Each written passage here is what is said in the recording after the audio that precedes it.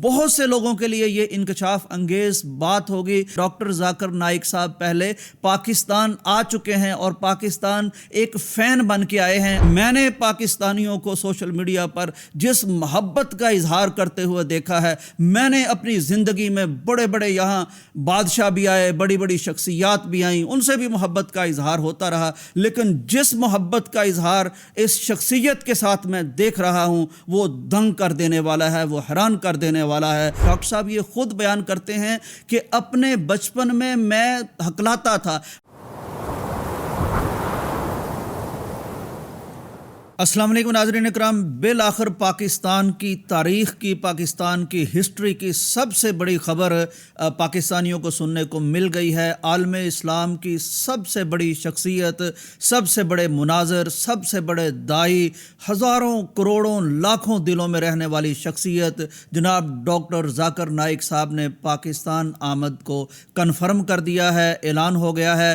آپ سرکاری گیسٹ ہوں گے۔ پوری پاکستانی قوم اگر کسی ایک شخصیت کے لیے اس طرح دیدہ و دل فرش راہ کیے مجھے نظر آئی ہے تو وہ ڈاکٹر ذاکر نائک صاحب کی شخصیت ہے۔ ناظرین، میں حیرت زدہ ہوں کہ اس قدر محبت، اس قدر اللہ کی عطا بھی کسی شخص کو ملتی ہے۔ غور کیجئے تو ڈاکٹر ذاکر نائک صاحب نہ کسی ملک کے بادشاہ ہیں، نہ کسی فوج کے سپہ سالار ہیں، نہ دنیا کے سب سے زیادہ دولت مند شخصیت ہیں، نہ وہ کسی اور طرح کی مادی حیثیت کے حامل ہیں۔ ایک سادہ سے آدمی ہیں، ڈاکٹرز فیملی میں پیدا ہوئے، لیکن دین کے ساتھ اس طرح جڑے کہ آج کروڑوں لوگوں کی ہدایت کا وہ ذریعہ بنے ہیں۔ بہرحال وہ پاکستان تشریف لانے والے ہیں۔ وہ لاہور، کراچی، اسلام آباد مختلف جگہ پر سپیچز کریں گے، لیکچرز دیں گے، لاکھوں لوگ ان سے مستفید ہوں گے۔ اس کے علاوہ بھی ان کا پورا شیڈول ہوگا، پورا مہینہ انہوں نے پاکستان کے نام کر دیا ہے۔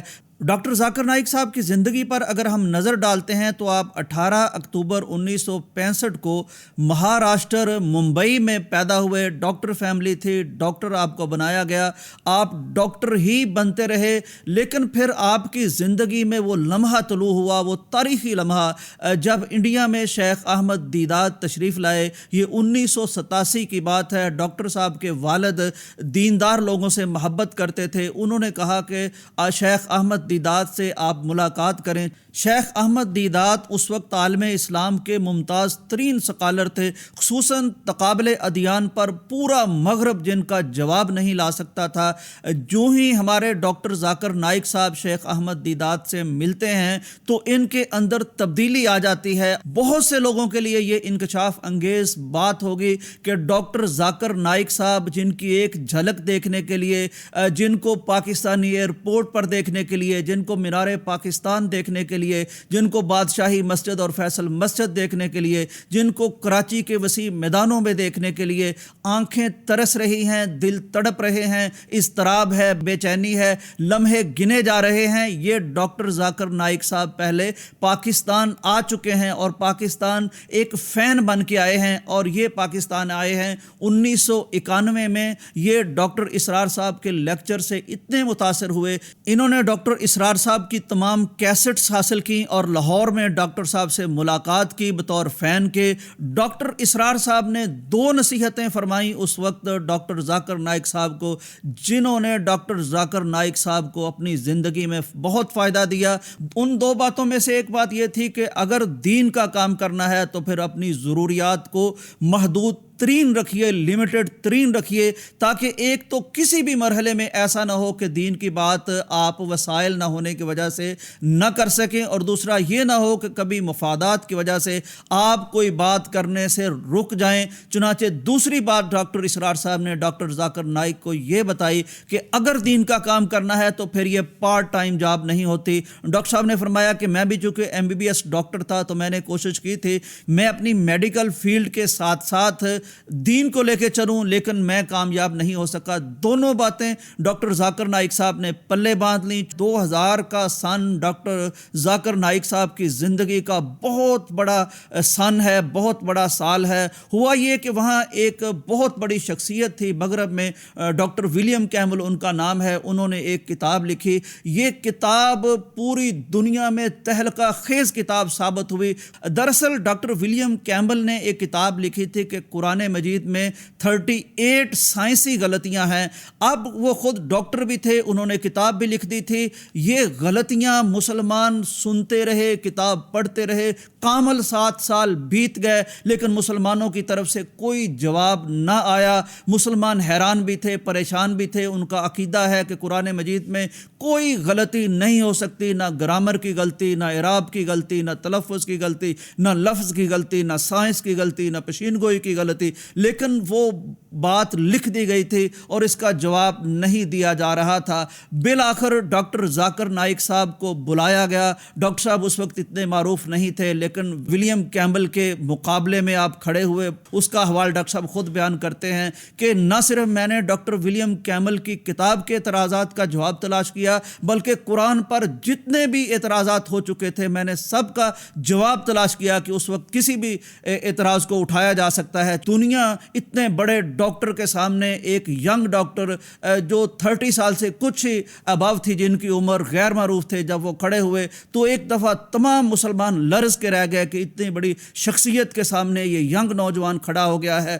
یہ مناظرہ امریکی ٹی وی پر لائیو دکھایا جا رہا تھا, پوری دنیا اس کو دیکھ رہی تھی. لیکن پھر ڈاکٹر ذاکر نائک صاحب کی اللہ تبارک و تعالیٰ نے ایسی مدد فرمائی کہ جب یہ مناظرہ ختم ہوا تو ڈاکٹر ولیم کیمل کے لفظ تھے کہ ڈاکٹر ذاکر نائک کے اس لیکچر کے بعد مجھے اپنی بائبل دوبارہ سے پڑھنی پڑے گی, کیونکہ ڈاکٹر صاحب نے نہ صرف قرآن مجید پر اٹھائے گئے اعتراضات کا مسکت, دندان شکن, لاجواب جواب دیا تھا, بلکہ بائبل پر ایسے اعتراض اٹھائے تھے کہ وہ بندہ جو قرآن پہ اعتراض کرتا تھا وہ یہ بات آن دا ریکارڈ کہہ کے وہاں سے چلا گیا کہ مجھے بائبل دوبارہ پڑھنی پڑے گی. اس وقت ڈاکٹر ذاکر نائک کو پوری دنیا نے پہچانا اور پتہ چلا کہ عالم اسلام کو اللہ تبارک و تعالیٰ نے ایک ایسا ہیرا دے دیا ہے جو اسلام کی وکالت کر سکتا ہے, جو اسلام کے لیے مناظرہ کر سکتا ہے, جو اسلام کے لاجواب دلائل لا سکتا ہے. چنانچہ پوری دنیا میں ڈاکٹر صاحب کا شہرہ پھیل گیا. 1915 میں ڈاکٹر صاحب کی خدمات کو دیکھتے ہوئے سعودی عرب کا سب سے بڑا اعزاز شاہ فیصل ایوارڈ آپ کے نام کر دیا گیا. اس کے ساتھ کوئی 7 لاکھ ریال کی کثیر رقم دی گئی. لیکن ڈاکٹر صاحب ایسے درویش صفت آدمی ہیں کہ انہوں نے یہ سارے کے سارے جو پیسے تھے وہ اپنی فاؤنڈیشن کو دے دیے تاکہ یہ دین اسلام کے کام آئے. ناظرین, ڈاکٹر صاحب کی شہرت بڑھتی چلی گئی, یہاں تک کہ 2011 سے 2014 کے درمیانی عرصے میں ایک امریکن یونیورسٹی ہے, جارج ٹاؤن یونیورسٹی, اس نے دنیا کے 500 بااثر ترین افراد میں ڈاکٹر صاحب کو شامل کیا.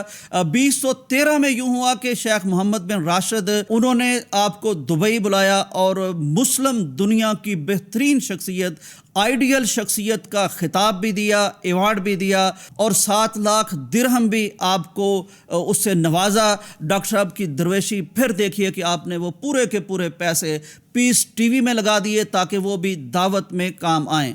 ناظرین اکرام, ڈاکٹر ذاکر نائک صاحب کو میں جب دیکھتا ہوں تو میں یہ سوچتا ہوں کہ ڈاکٹر ذاکر نائک اتنے مقبول کیوں ہیں, اتنے محبوب کیوں ہیں, اللہ نے ان کا انتخاب آخر کیوں کیا ہے. ڈاکٹر صاحب یہ خود بیان کرتے ہیں کہ اپنے بچپن میں فصاحت کے ساتھ, وضاحت کے ساتھ اور صراحت کے ساتھ بولنے کی سکت اور اہلیت نہیں رکھتا تھا. میں ہکلاتا تھا, میں بات نہیں کر سکتا تھا. تو میرے اللہ نے کہا میں ایک ایسا بندہ اٹھاؤں گا جو روایتی مدرسے سے اٹھا نہیں ہوگا, جو روایتی کتابیں پڑھ کے نہیں آیا ہوگا, وہ میڈیکل کا ڈاکٹر ہوگا, وہ بات کرے گا تو ہکلانے والا ہوگا, وہ فصیح اللسان نہیں ہوگا, لیکن اس کا حافظہ ایسا مثالی ہوگا, فوٹوگرافک میموری ہوگی کہ دنیا اس کے ریفرنس سے دنگ رہ جائے گی, حیران رہ جائے گی, اور دنیا کو وہ بتائے گا کہ آج کے دور میں اگر ڈاکٹر ذاکر نائک کا حافظہ ایسا ہو سکتا ہے تو وہ محدثین جنہوں نے حدیثیں لکھی اور وہ عرب جنہوں نے نبی کائنات سے احادیث روایت کی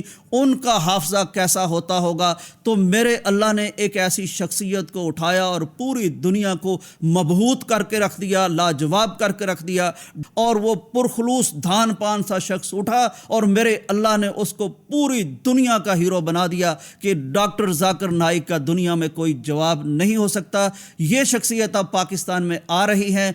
میرے لیے اور میرے اس ادارے کے لیے سب سے بڑے اعزاز کی بات یہ ہے کہ اس ادارے کے ساتھ ڈاکٹر صاحب کا تعلق بہت دیرینہ ہے، بہت مخلصانہ ہے۔ ڈاکٹر صاحب مشورے بھی دیتے ہیں، تکنیکی مشورے بھی دیتے ہیں۔ ڈاکٹر صاحب کا تعاون بھی بڑی ساری صورتوں میں پیغام ٹی وی کو حاصل ہوتا ہے، رابطہ بھی مسلسل رہتا ہے پیغام ٹی وی سے۔